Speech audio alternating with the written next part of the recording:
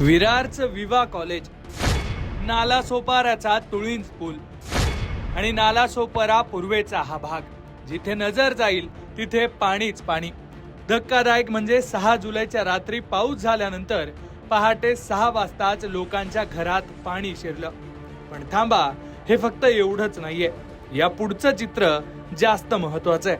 खुद्द वसई विरार महापालिकेची इमारतच पाण्यात गेली आणि मोठी चर्चा सुरू झाली. नागरिकांचं सोडाच, पण जी यंत्रणा शहराला पुरापासून वाचवण्यासाठी जबाबदार असते तीच यंत्रणा अर्थातच महापालिकेचं ऑफिस गुडघाभर पाण्यात बुडालंय.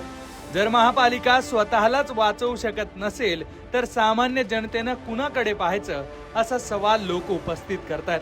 वसई विरार मध्ये पावसामुळे नेमकं काय काय घडलंय सविस्तर समजून घेऊ. जुलैच्या पहिल्या आठवड्यात मुंबई, ठाणे, पालघर मध्ये पावसाची जोरदार बॅटिंग झाली.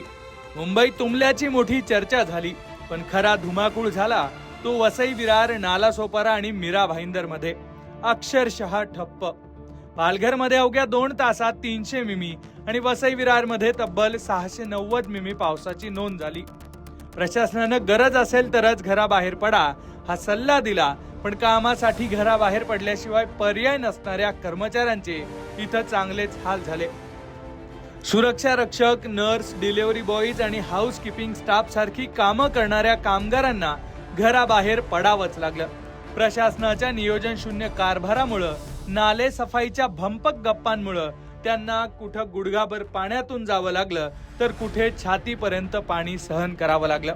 बऱ्याच भागांमध्ये दुसऱ्या दिवशीपर्यंत वीज, मोबाईल नेटवर्क नसल्याची माहिती सुद्धा समोर आली आहे. एकूणच हा सगळा प्रश्न फक्त जास्त पावसाचा नाहीये, तर प्रश्न आहे प्रशासनाच्या मान्सून पूर्व तयारीचा. कारण दरवर्षी नेमक्या याच जागा पाण्यात बुडताना दिसत आहेत. 2018 मध्ये 5 दिवस पाणी ओसरलं नव्हतं. 2023 मध्ये हायवे जाम झाला होता आणि आता 2026 मध्येही तशीच परिस्थिती निर्माण झाली आहे. याला निसर्गाचा कोप म्हणायचं की प्रशासनाचं पाप, असा सवाल आता नागरिकांकडून विचारला जातोय. विशेष म्हणजे वसई विरार मधली ही परिस्थिती निसर्गाच्या कोपामुळे नाही तर प्रशासनाच्या चुकांमुळे होते, असं तज्ज्ञांचं म्हणणं आहे.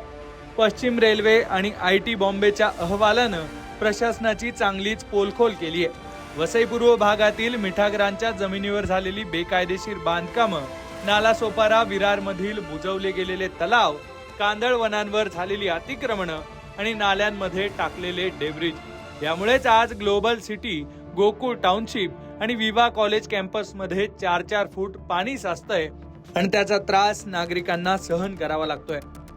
इकडे दक्षिण मुंबईत पाऊस पडला की मरीन ड्राईव्हवर सुंदर रील बनवले जातात, पावसाचा आनंद घेतला जातो. पण तिथून 50 किलोमीटर दूर असलेल्या विरार, नालासोपाऱ्यात पाऊस आला की लोकांची चिंता वाढते. संसार वाचवण्यासाठी घरातले फ्रीज, टीव्ही वरच्या मजल्यावर हलवावे लागतात आणि एकूणच संपूर्ण पावसाळ्यात नागरिकांची तारंबळ उडते.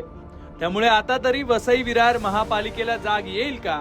स्वतःला आणि नागरिकांना बुडण्यापासून वाचवण्यासाठी प्रयत्न होतील का? हे पाहणं महत्वाचं असणार आहे.